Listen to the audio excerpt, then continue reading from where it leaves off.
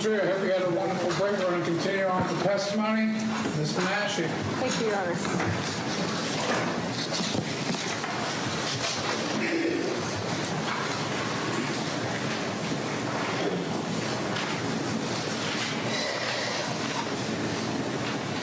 Just closing out the line of questioning with respect to Joint Exhibit 2, page 16 to 18.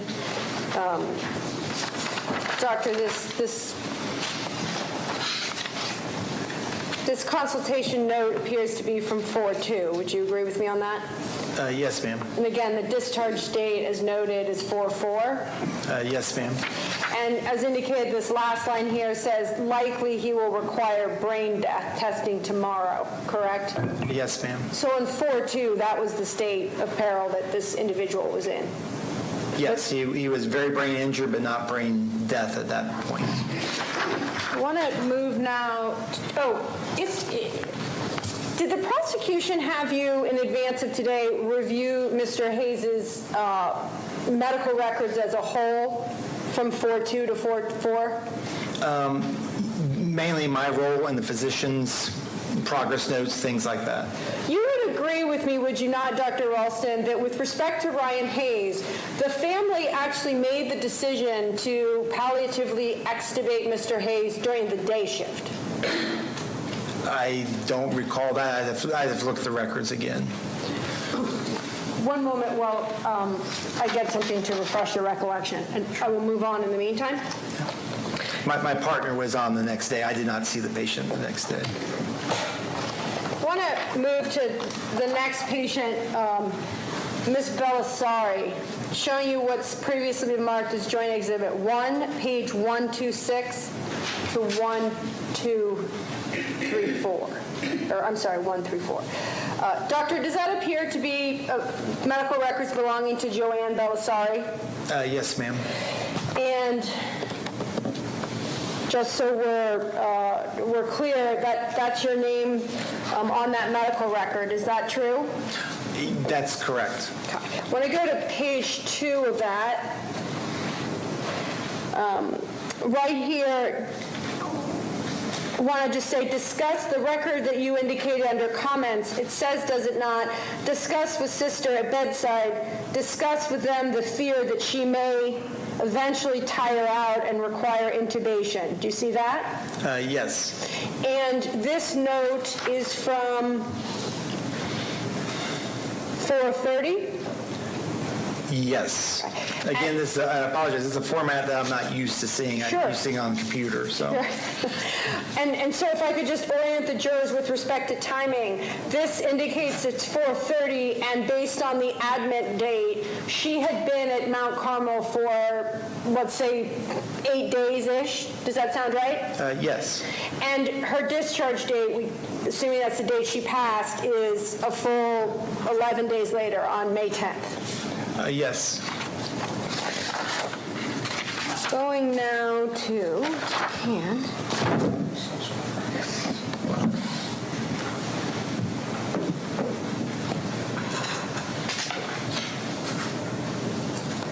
this sentence right here, page 3, that sentence right there that starts with intubated, what did you indicate in the medical record right there, doctor? She was intubated on life support and blood pressure support. Cachectic is a term that means she looked like she had lost weight. It looked thin in general. And she's on full life support, it is noted in your medical record, correct? Yes. And when we see house officer, based on our prior discussions, we know that's you. That's the resident. That's the resident. Young doctor. The old term for them was house officers because they spend all their time in the hospital, so they were in house or whatever. So would you agree with me that this note right up here indicates critical care 42 minutes, without ventilator or pressors, patient would die? Do you see that note? Yes. And I remember you testifying on your direct examination when you said, because without life support, there is no longer life supported. Do you remember that? That would be correct, yes.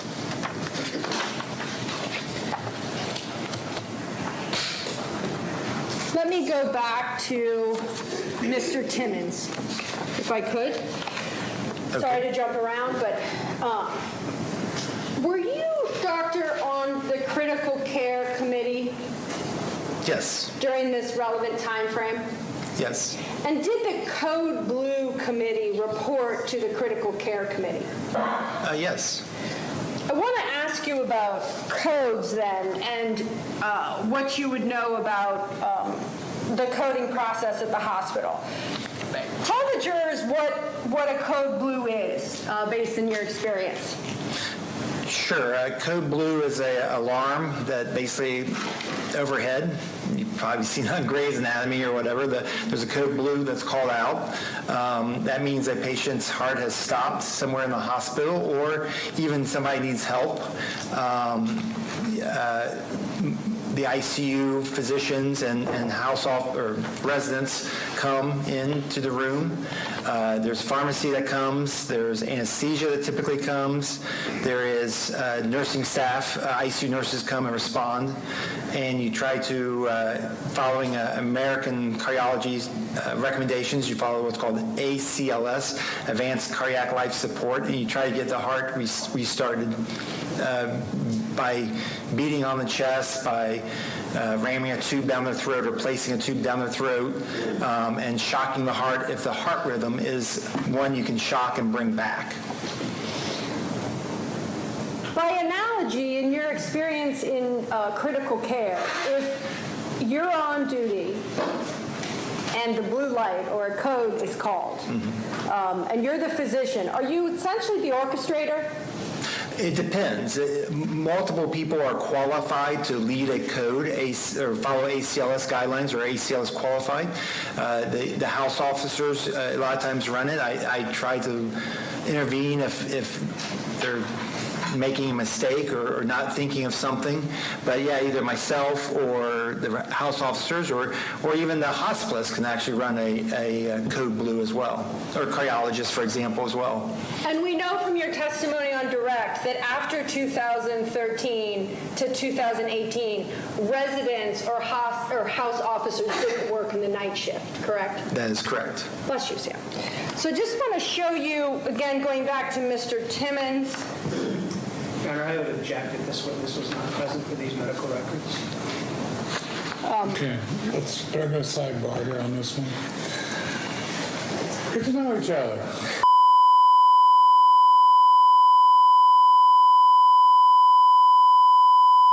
I didn't say anything. I didn't get out there. Just sidebars are not my favorites. I'll ask a different way. I won't take it personal, so it's okay. And we've known each other too long, so you can't. Dr. Ralston, with respect to Mr. Timmins, you indicated that you reviewed the records with these patients that related to you. Do you have recollection as you sit here whether Dr. Husel performed any codes on Mr. Timmins? Object, Your Honor. He can answer that one. No, there's obviously several codes throughout the year in a hospital from many years ago. I would not recall that. And so I remember on your direct examination when you were asked about codes, fair to say that some people survive them and some people don't. Yes, that would be a true statement, yes. I want to go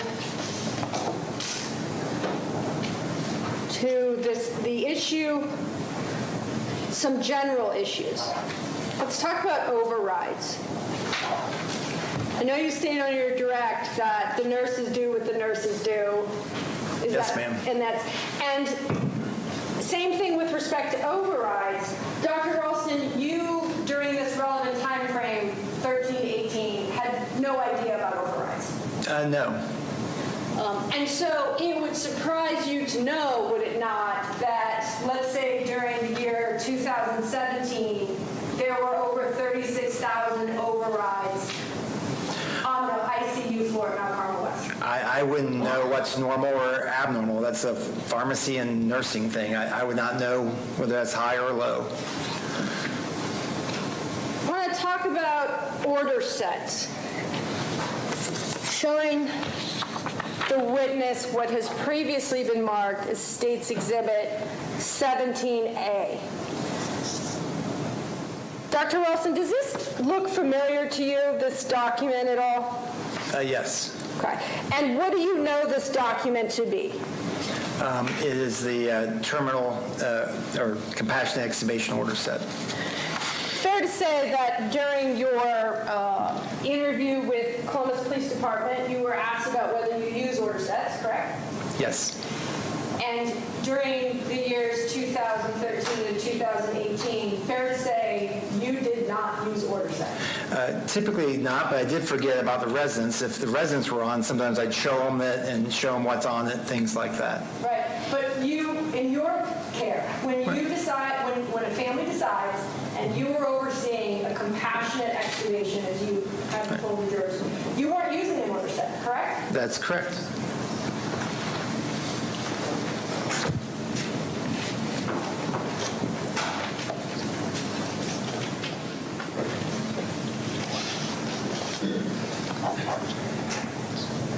I want to talk about, going back to this point about the nights. I think we talked about what it looks like visually at the hospital at night. Wanted to ask you about the convenience, and that word seems kind of gross to use in this context, but you would agree, would you not, that actually sometimes it's more convenient for families to do a nighttime palliative extubation because of scheduling, would you not? Convenient in the sense that perhaps in the early evening or late evening, I think it's challenging when I'm not necessarily thinking that well at 2 o'clock in the morning sometimes. I think it'd be hard sometimes for families to be that early in the morning. Sure, but when I'm a family making a decision to palliatively extubate and it's 8 or 9, then in the nighttime, and I know you were asked this during your deposition, it can give an opportunity, right, for people to come in from out of town because you want that. Yes, ma'am. And so, and also in terms of, I asked you whether there were any rules against nighttime extubations, and we know there weren't. That's correct.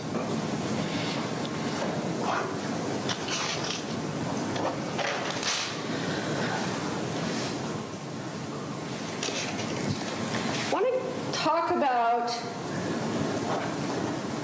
the number of compassionate, as you call them, extubations that you've done. I know in your direct you testified that with COVID you're now hovering around 1,000, and Right. yes, won't make it an exact number. But fair to say, when you were deposed in 2020, you gave an estimate that maybe you did around 20 or 30 a year. Do you remember being asked that question? Yes, but again, these are guesses. I have no idea. Sure. And I just want to kind of give that. And I apologize. I thought it was over my career, not just in that time frame.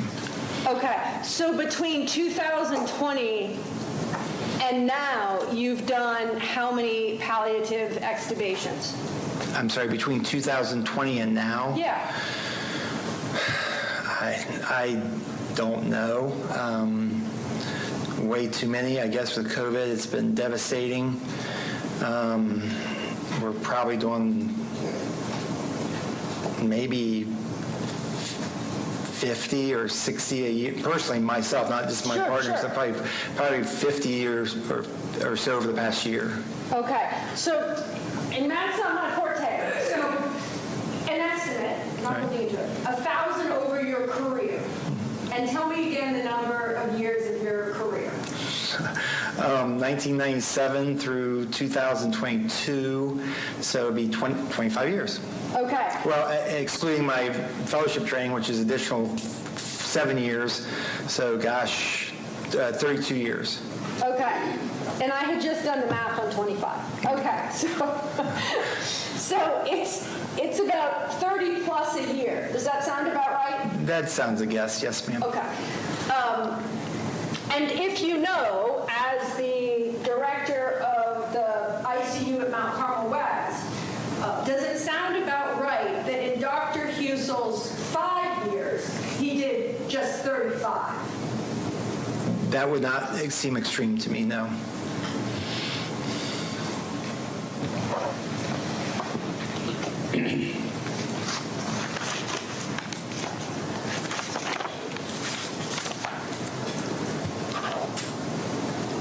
Just a few other questions, Doctor.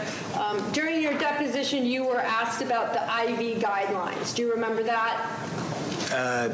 Yes, ma'am. And whether you were familiar as of 2020 with the IV guidelines, and you indicated that you were not. No, ma'am. No. I was not aware. One moment, Your Honor.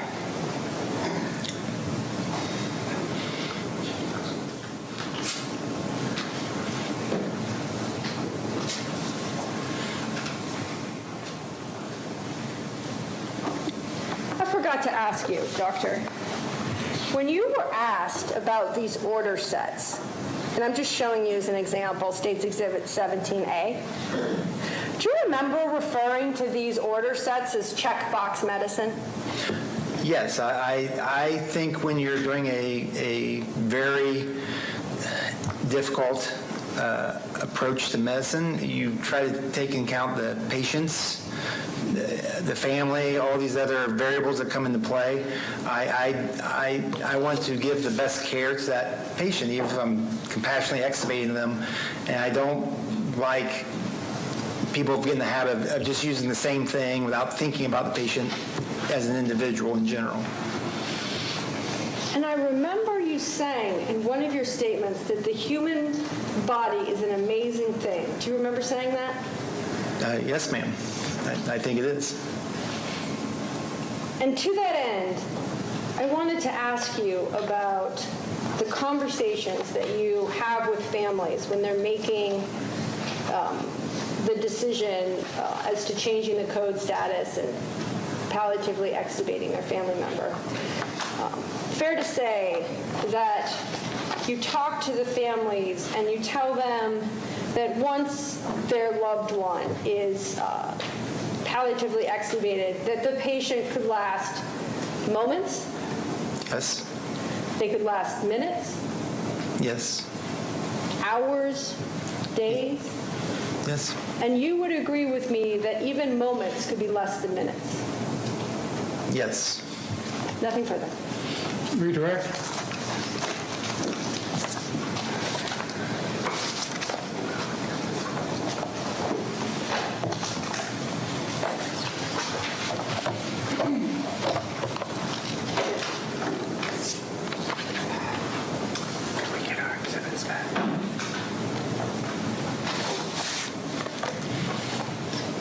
I didn't have a look at the last 17A. That's it. Thanks. Still have one on the screen. Oh.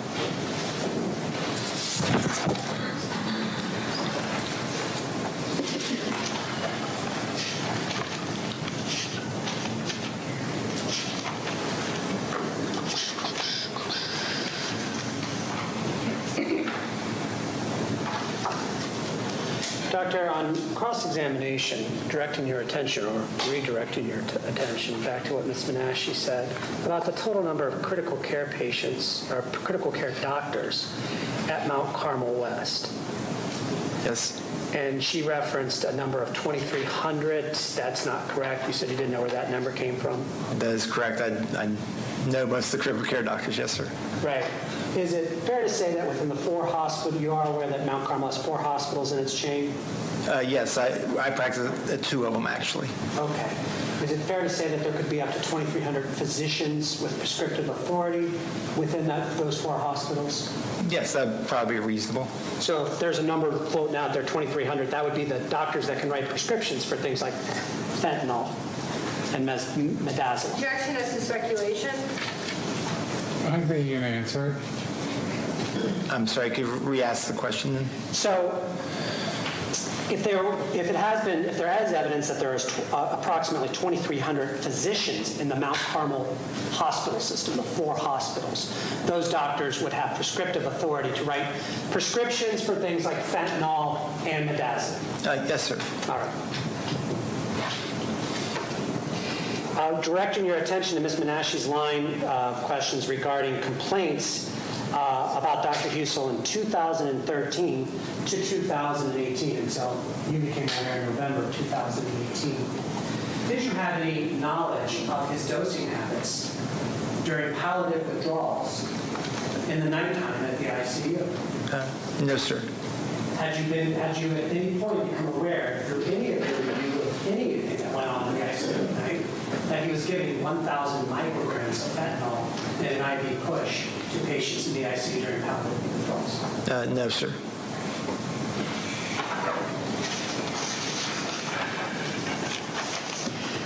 Referring back to the line of questioning regarding pharmacist call, you said, I'm a human, I make mistakes. Yes. Yeah, so have you ever added an extra zero onto something, for instance? I'm sure I might have, yes. Is that the type of thing you're referring to, making a mistake, a pharmacist calling you? Yeah, or either the dose or the type of medication, or hey, this patient's allergic to this, or there's this drug impacts that drug. Are you aware of that? Those are important patient safety issues. Yes. Okay.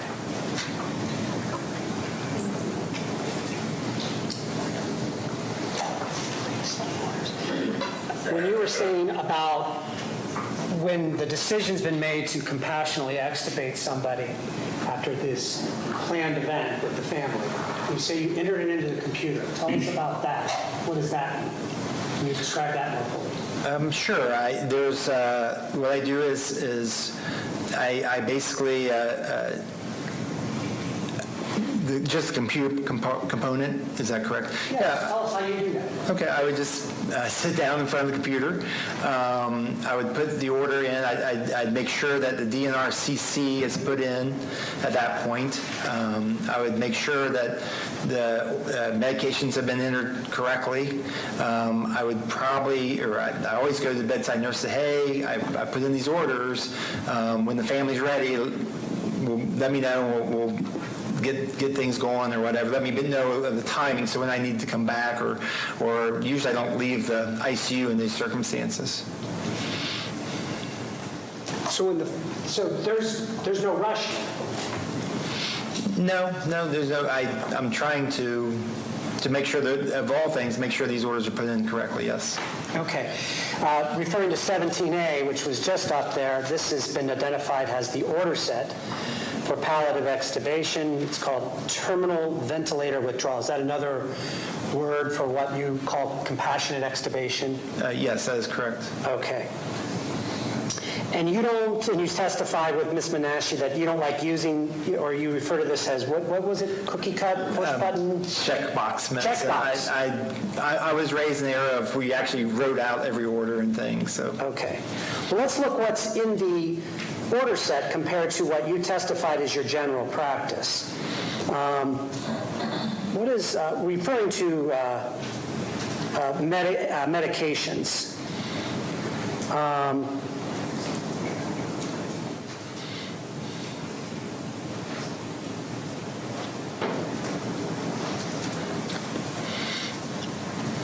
What is the range of medications that is on this order set? The first morphine order there, the 10 to 5 dose, one's 10 milligrams or one's 5 milligrams. That's prior to take the breathing tube out. And that's a case-by-case, that says PRN situation? That's the second orders there where it says morphine, the second morphine order, the 1, 2, 3, 4, or 5. Okay. So this would be what the order set would call to start with? That's prior to taking the breathing tube out, yes, sir. All right. Is your practice in line with what the order set is? Objection, Your Honor, be on the scope. She showed him this. Permit it. I'm sorry? I'll permit it. Oh, thank you. Yeah, it's a little lower than what the order set says, yes. What's a little lower? My use of the morphine. You actually use less than this. For the prior to extubation, yes, but afterwards, that's about what you would use in the first hour. So this second, I guess in medications, it would be the third check box down. Right. This is the PRN stuff? Right, I'd use 2 milligrams every 15 minutes for any perceived distress from the patient. Okay. And that's what that inject Q 15 minutes, that Q means? Q means every 15 minutes as necessary for shortness of breath. All right. And this would be the first hour post-ventilation? Right, and then after that first hour, you're supposed to come back and reassess the patient and see if they need more or less or nothing more or anything like that. All right. That's the third morphine order. That's down here? Yes, that's if you see comments after first hour after the endotracheal tube or patient's extubated withdrawal. Okay.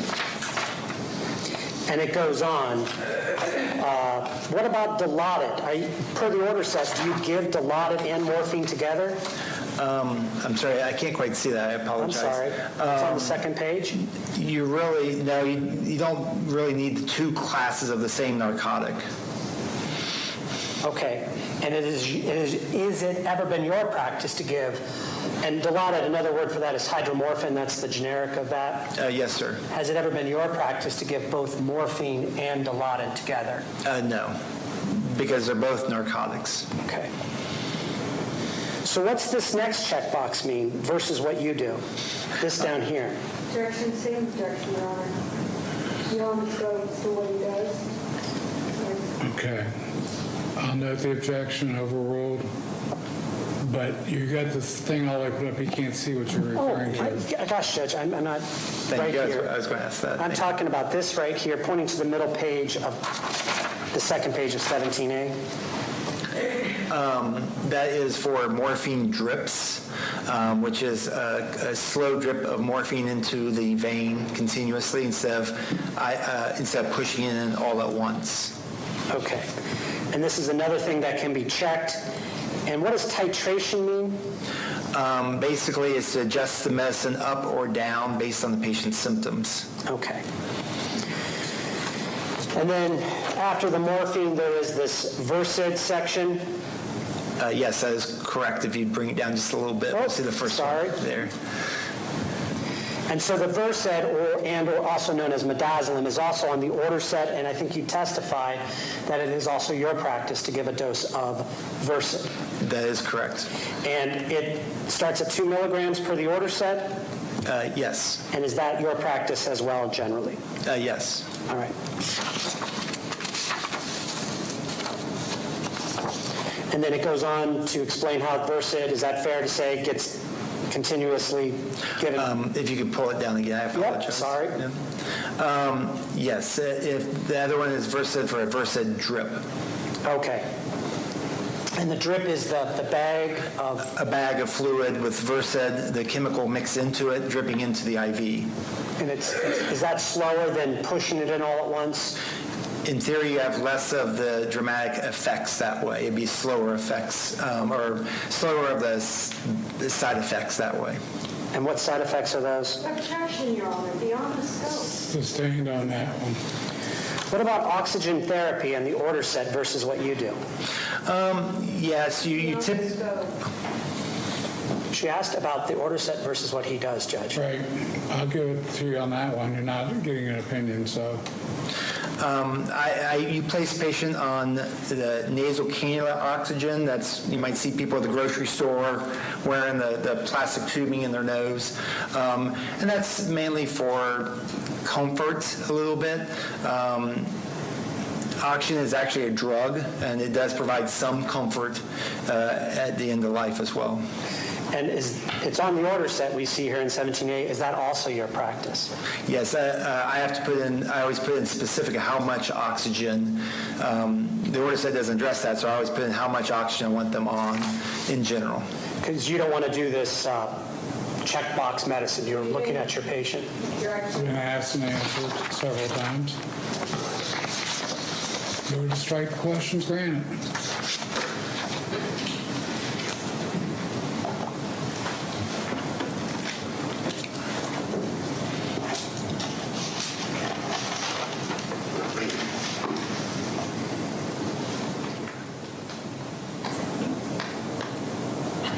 All right. Ms. Menashe asked you, she said, can you give us 5 of the factors, or 4 of the factors that go into dosing, your dosing decisions for patients during your palliative extubations? And you said, well, I don't know if there's 4, there's maybe 5. Do you remember that? Yeah, there's probably multiple beyond that. All right. My hearing's not so good. I got number 2 is brain. Yeah, what's going on with the brain in general? Is it damaged? Is it even capable of perceiving pain at that point? Okay. So with Ryan Hayes and his brain being damaged that Ms. Menashe talked about,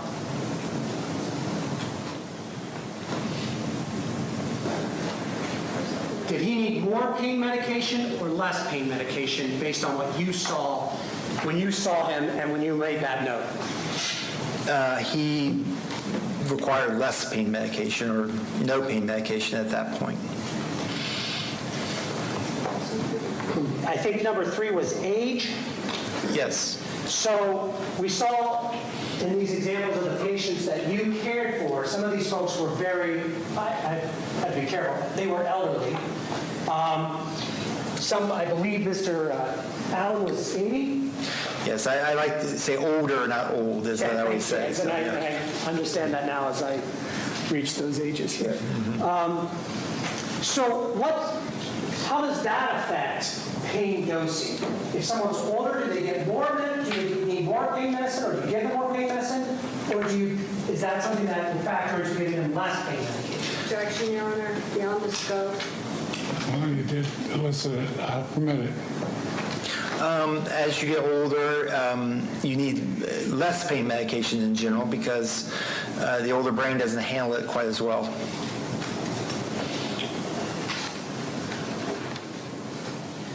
I wrote down number 4 of the factors of the 5 you gave, liver/kidney function. Can you explain why that is a question or something you would like to know determining how much pain medication someone requires or you prescribe?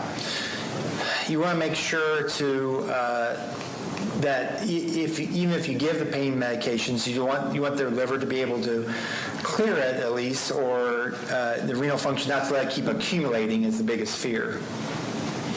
So if someone's liver and or kidney function is compromised, as we saw in those patients that Ms. Menashe pointed out, does that mean they should get more pain medication? In your opinion, you've gone through this. The way your question is, she's right. Sustained.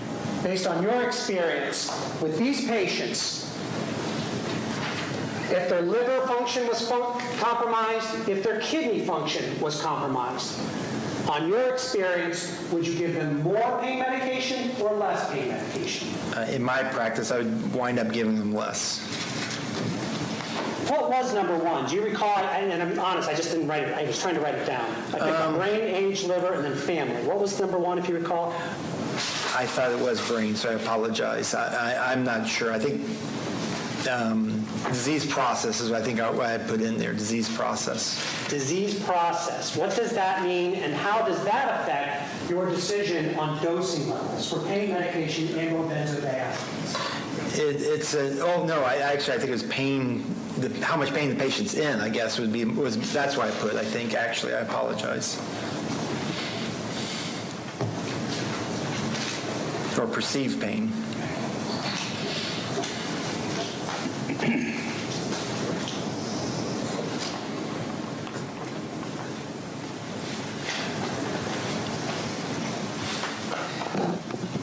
And how do you determine that, and how does that affect your dosing decisions?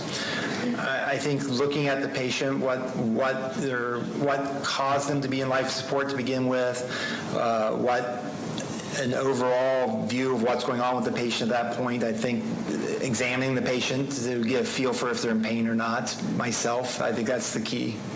All right. So in your practice, that is a decision you examine the patient and make a decision about. Yes, I think that's an important role of the ICU physician, yes. All right. And finally, you said family.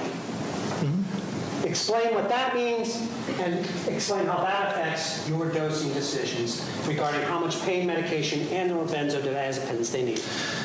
Well, I think I did a pediatric residency also with internal medicine, and so I was always taught to look at the family as a unit from my pediatric training. So when I look at the patient and the family, they're a unit together. They're all kind of going through this together. And so basically, I want to say, when I stop back by, I always ask them, how do you perceive the patient's doing? How do you feel about how the patient, do you think that your loved one is hurting, or they show, you know them better than I do? I mean, the answer would be yes. If you need more pain medication, we can make sure of that. But obviously, their input matters in those discussions when I'm coming back checking on that patient. All right. Do you recall the questions regarding the statement Ms. Menashe made, and the questions she followed up with? Two doctors with similar backgrounds and experience can have different views on how to treat a particular patient. Yes. Okay. And you agree that, yes, that is a valid thing. In general, yeah, it's hard to argue with that statement, yes. In particular, in this case, in 2015, how many years experience did you have? I'm sorry. Let's see, 2018 years maybe, if I exclude internship and residency and fellowship. So In 2015, how many years of experience did Mr. Husel have? he would have 2 years at that point, if I did the math correctly for him.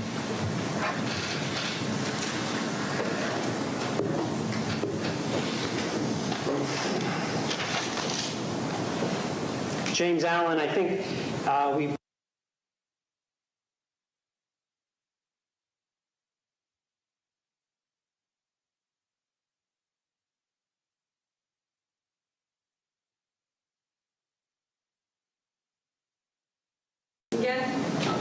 based on his practices, his dosing. Well, he also treated the person involved as this witness not permitted. And you also said, based on what you treated him on and what you were crossed on, he had significant health issues and limited pulmonary performance? Yes, he had pretty severe COPD and got short breath walking very short distances. And so, in your experience, is that one of those things you look at deciding to give more pain and benzodiazepine medicine or less pain and benzodiazepine medicine? Objection, Your Honor. Same objection.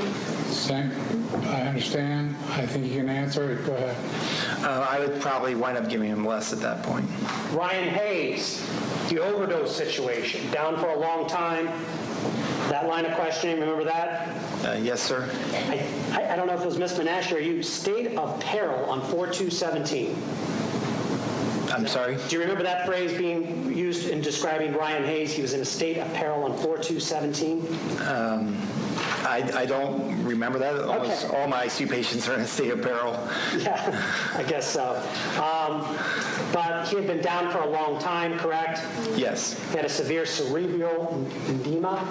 Yes, the brain was swollen. Yes, the top part of the brain.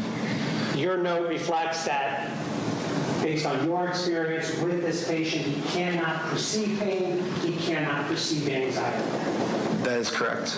Based on your experience in dosing patients in this state, is that one of those factors where you would give him more medicine, pain medicine and benzodiazepines, or less? Less. Miss Belisari, do you recall how old she was? No. 69, 69.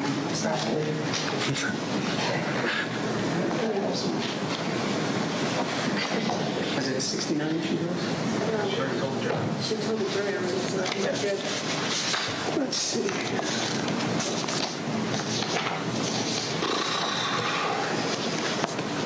If the records reflect, let me get to it here.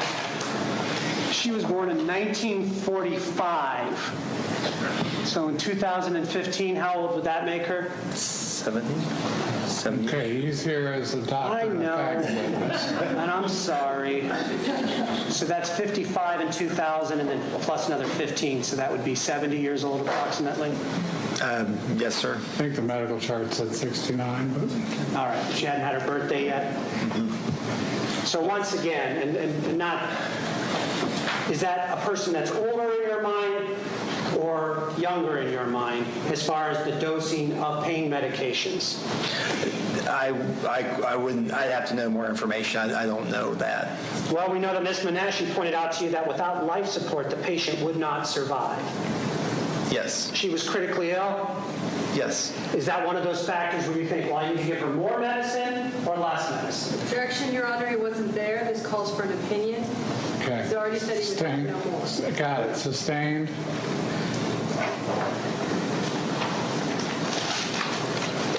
You did cover the night shift a few times in the ICU in your career? Yes.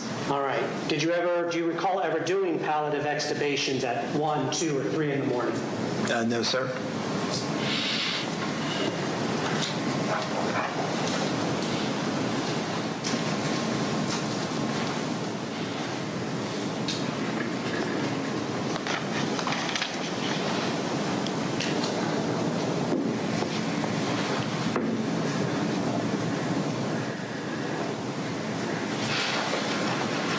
Why are you looking at those 5 factors in determining the amount of pain medicine and benzodiazepines to give your patients? Your Honor, I think it's misstating the witness's testimony. It wasn't that there was just 5. Okay. It's also asking him to opine, so And that's in sustained. his practice, why does he look at That those? wasn't what you asked him. In your practice, why do you look at those 5 things? Objection.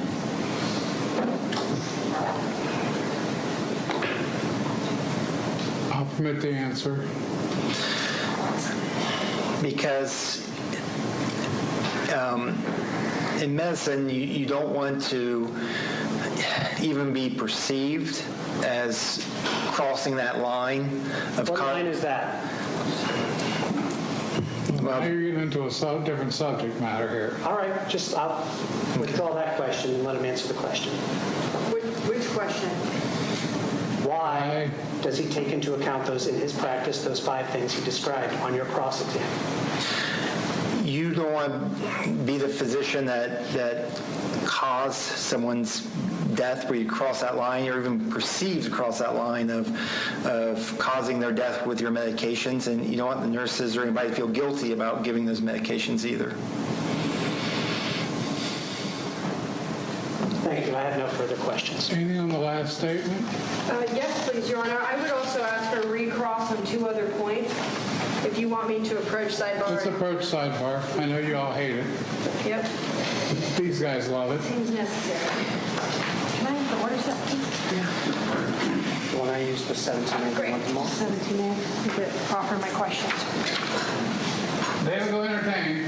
They're quiet over there. I'm getting worried.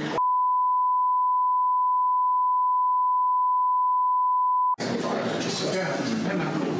I kind of wait for her too, so I don't go sliding across the floor.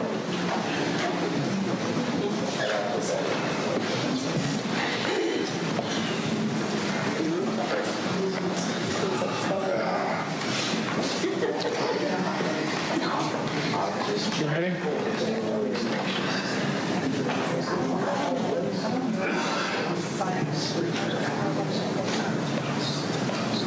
One moment, Your Honor.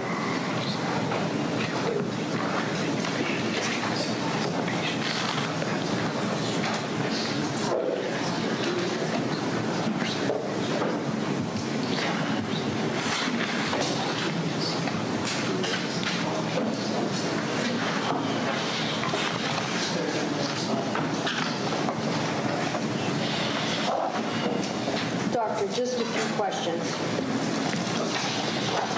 If I may approach with State's Exhibit 17A. Doctor, if you could review that. And again, fair to say that's an order set?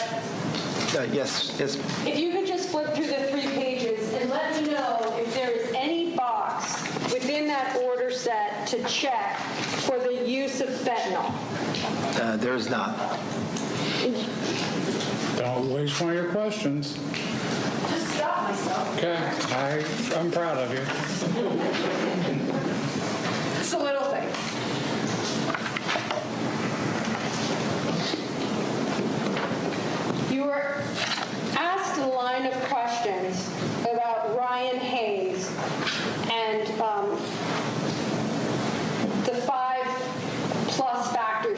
consider when determining the pain medication for a patient like that. Yes, ma'am. Would it have impacted your decision-making in any way, showing the witness what's been marked as Joint Exhibit 2, page 205, that two different nurses seem to have indicated that Ryan Hayes, the patient you've discussed, had a pain score of 10? I apologize. I thought the pain score went to 8. I apologize. Right, and let me look, Your Honor. Wait. Okay, so then I would just ask, the witness didn't answer my question, would it have impacted your decision-making in any way that two different nurses have indicated that his pain went from 0 to 10? Knowing his physiological process at that point, I would have to come and look at him myself. You would need to be at bedside. Yes, ma'am. Nothing What's your further, Your third Honor. question, huh? Nothing further. I'm always dancing. Okay. You may step down.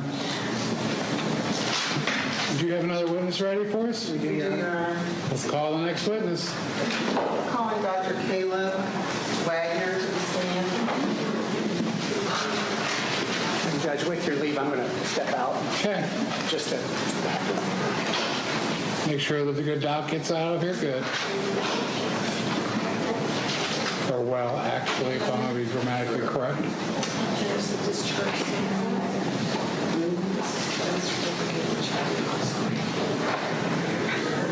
You guys holding up okay? We have another seal. Is it warm in here or is it just this row?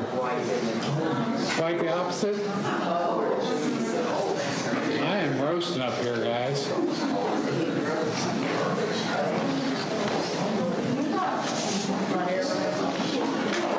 It only comes in, the heavy material. Come on down, doctor. Follow that gentleman there, and he'll get you to where you need to go.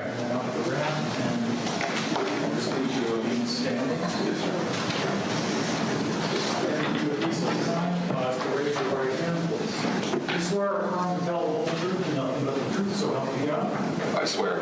Thank you. Take a few seconds to see yourself comfortable. You can lower your mask, it's fine. I want you comfortable. And if you would be so kind as to state your name for the record and spell your name, please. My name is Caleb Wagner, CALEB-WAGNER. Can you guys hear him okay? Okay. You got that aerial mic in front of there. You have to blow it out a bit. Okay? Knock him down. I can do that. Okay. Deal. I expect no less. Thank you. Thanks for coming this afternoon, Dr. Wagner. Can you talk a little bit about your education and training? I did my undergraduate degree at Ohio State University, and I graduated in 2006 with a degree in the biological sciences. I went to medical school at St. Matthew's University, and I did my residency training in internal medicine at Mount Carmel West. I finished that in 2014. Other than medical school, have you ever worked as either a medical student or a physician at any other institution other than Mount Carmel West? After I finished residency, I did a brief stint at Adena Healthcare System, and I only lasted about 9 months there before I returned to Mount Carmel West. Thank you. And sir, what is your position at Mount Carmel West? I'm an internal medicine physician. I'm employed with a group named Columbus Inpatient Care, and the group I work with is contracted to provide hospitalist service in the Mount Carmel Health System. Thank you. Talk to us a little bit about your role as an attending at Mount Carmel West. Working as an attending, to give an example, our group of doctors function as something that, like, perhaps your outpatient family doctor would do, except we do it in the hospital only. We're all internists. Typically what we'll do is admit patients from the ER or direct admit patients from home with a variety of medical conditions, even sometimes some surgical conditions. We'll still be the main admitting team sometimes. And we we care for a variety of illnesses, so it's hard to describe just one. What were your assigned responsibilities for a patient if you were designated as the attending? Typically what that would mean is performing the H&P, monitoring their care. Does that mean the initials, the H and Oh, the initial evaluation, we call it a history and physical examination. It's a long note where we describe why the patient came to the hospital, what they were sick with, what we felt was going on. We correlate lab findings, test findings along with that. We include a physical exam and as well as imaging. It also includes a synopsis of the patient's past medical history and surgical history. And then essentially the last part of our note is where we make the diagnosis for why they're in the hospital and what our plan is going to be to start treatment for that patient. do your responsibilities vary depending on which shift you work? They do. They can vary greatly. Okay. Did the jury hear that, the question? And what shift do you normally work? I work essentially two different shifts in the Mount Carmel system. I work what we call days and nights in our group. So I'm either what we call a daytime person, 7 to 3 time frame, where that can consist of either rounding on patients or just being what we call our admitter, where we admit all the patients to the hospital. And then I'm one of the docs in my group that does about 8 weeks of nights a year, and that is coming in around 11 p.m. to 7 a.m. And that role is admitting patients to the hospital, evaluating patients emergently on the floor if they're having new issues, and sometimes what we refer to as just putting out fires, maybe problems that are occurring that did not expect to occur, or new situations in the hospital, to give an example. Thank you, doctor. Now, when a patient presents, how are they assigned an attending physician? Typically, if most common example is patients will come through the ER. The ER physician will see them, evaluate them, and the ER physician typically makes the decision of, can you go home or do you need to be admitted? And once that decision is made, the ER typically contacts our group, and then we take over the care and go and evaluate the patient and start their hospitalized process. Okay. And so just to summarize, it sounds to me like these patients aren't patients that you are seeing in the community. Is that correct? That is correct. Okay. Is there ever a continuum of care with them when they're discharged from the hospital with your group? Typically, no. What's done is our care is handed off for the outpatient physician. Typically, they're often referred to as a family physician or an internist. We hand that off to them essentially at that point. Okay. Do you, as an attending physician, have duties relating to the discharge of any patient? Yes. And what are those duties? The duties of the attending physician at discharge are to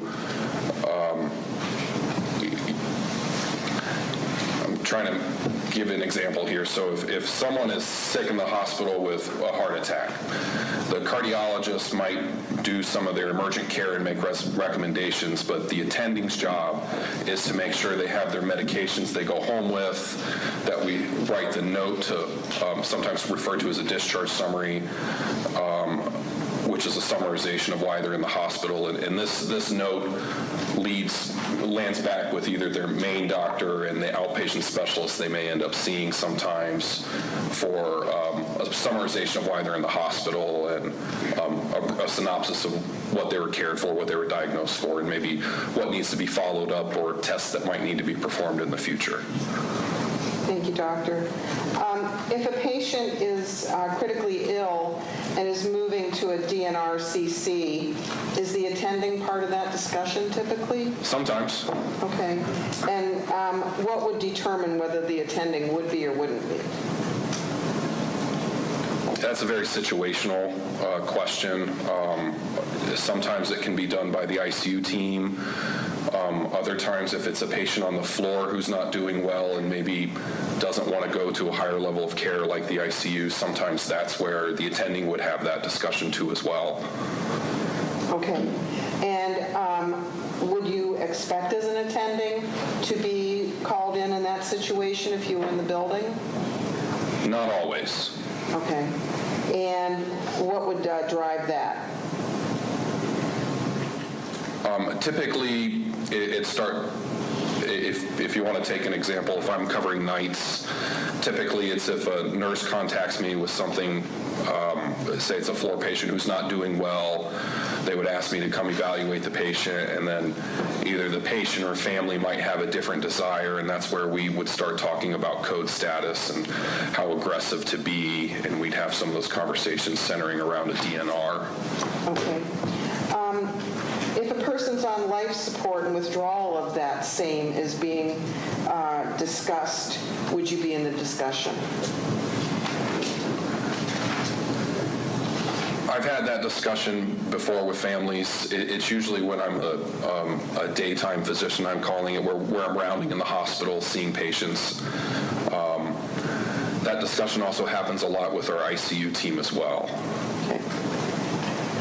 And there are other services at the hospital, like our palliative care service, that sometimes helps us assist having those discussions because they're not easy discussions to have. I'm going to hand you what's been marked as State's Exhibit 6B.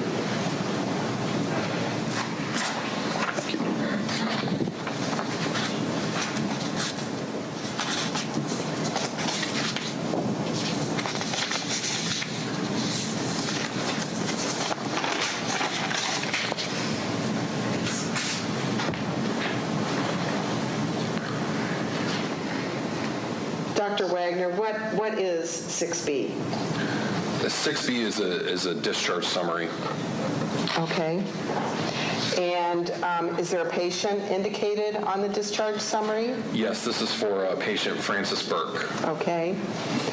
And I see that according to this, Ms. Burke was apparently discharged 1/14 of 2018. Is that correct? Correct. Okay. Here's page 1, second half. Page 2.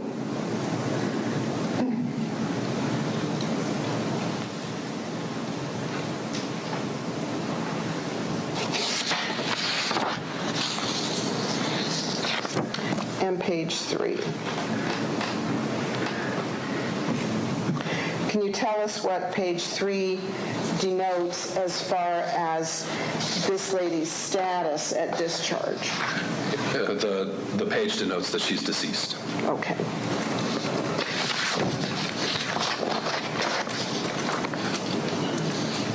Did you prepare this discharge summary? Yes, I did. Did you ever meet this lady? No, I did not. Did you review her entire medical record? A brief synopsis of it.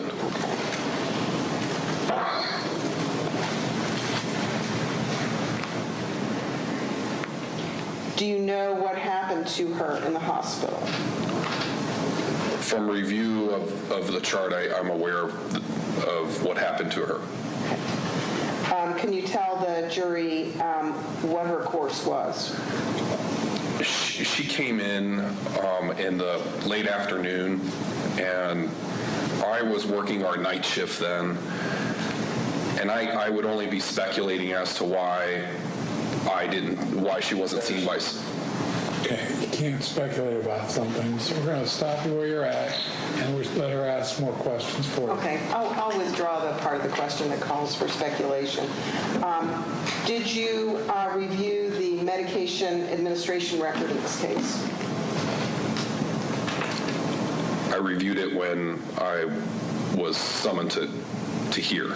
Okay. That's when I saw that. Did you review it before you created the discharge summary? No, I did not. Okay.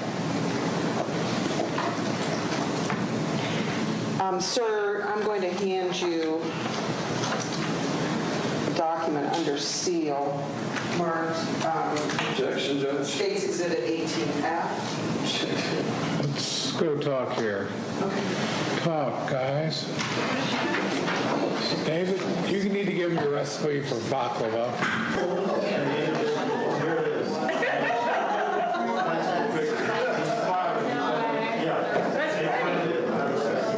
Okay, David.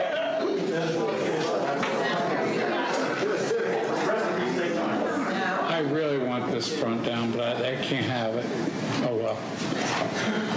Dr. Wagner, I'm going to present to you a document that's marked States Exhibit 18F. Ask you to tell us what it is.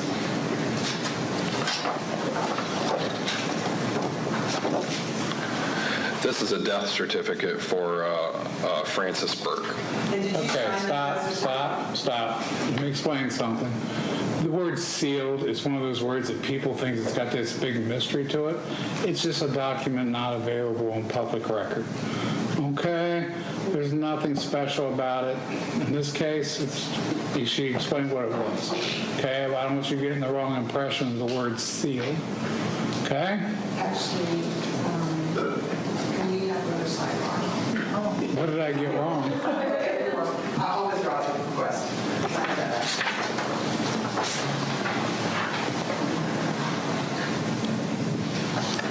Did you sign this?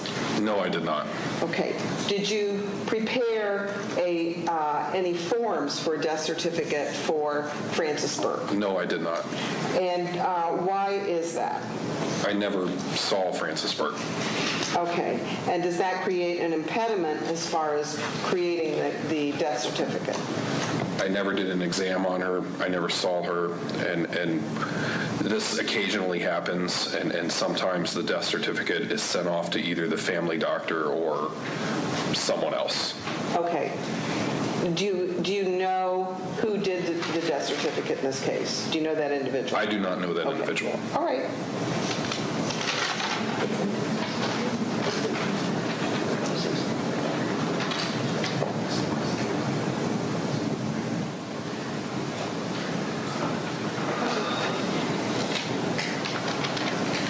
Dr. Wagner, one question relating to your previous testimony about the MARS in real time. Was there some reason why you didn't look at it? I had no reason to question her medication she was given. Okay.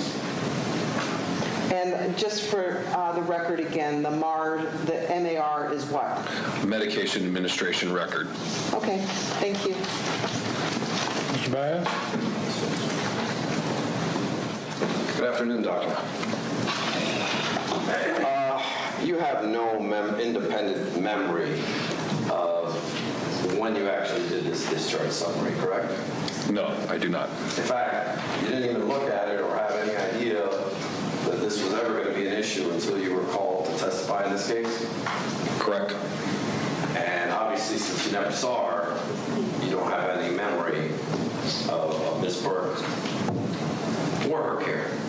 No, I can really only comment on what other doctors documented.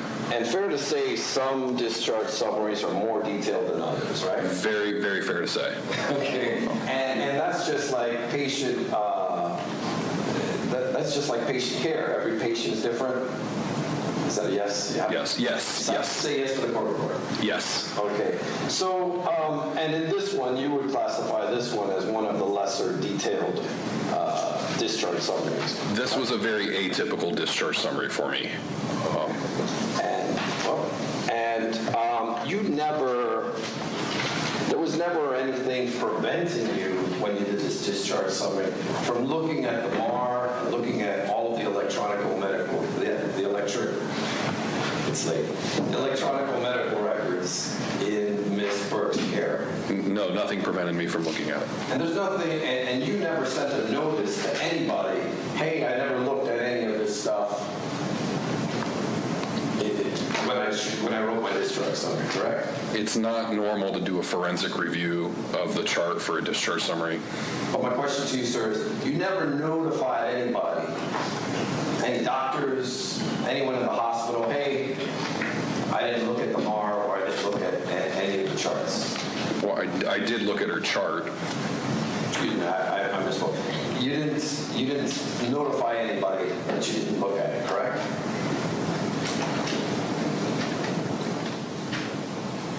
I guess I'm not sure how to answer that. I don't Okay. normally notify anyone if I... You wouldn't normally do that, right? No. And that's not something that is in any way, shape, or form the normal course of business, right? Can you ask that again? Sure.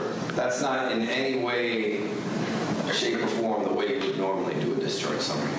Normally when I do a discharge summary, I've usually been involved in the care at some point, and typically I write much more than what I wrote in this discharge summary. I have no further questions. Redirect? You can step down. Sorry. Sorry, Judge. Sorry. I forgot. May I That was me. check, see if I have one more question? Do you have one more question?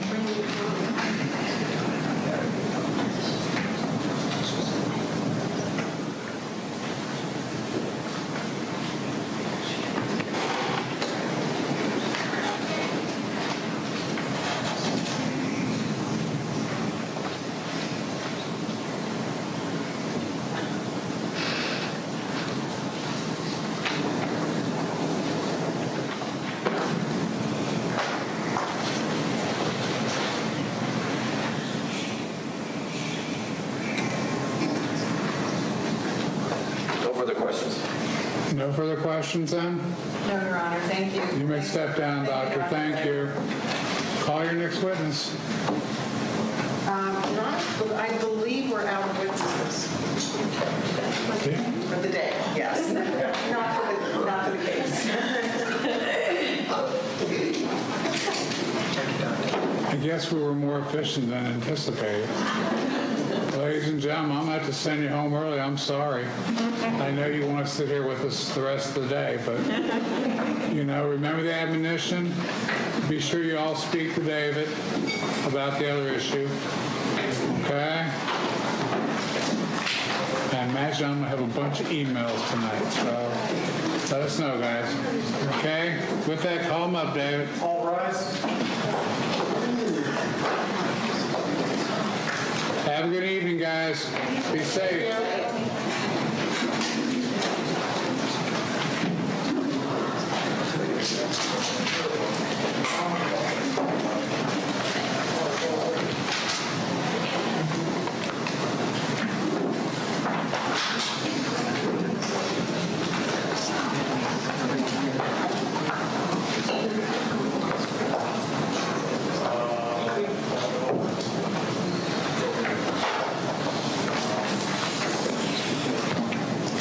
Be seated.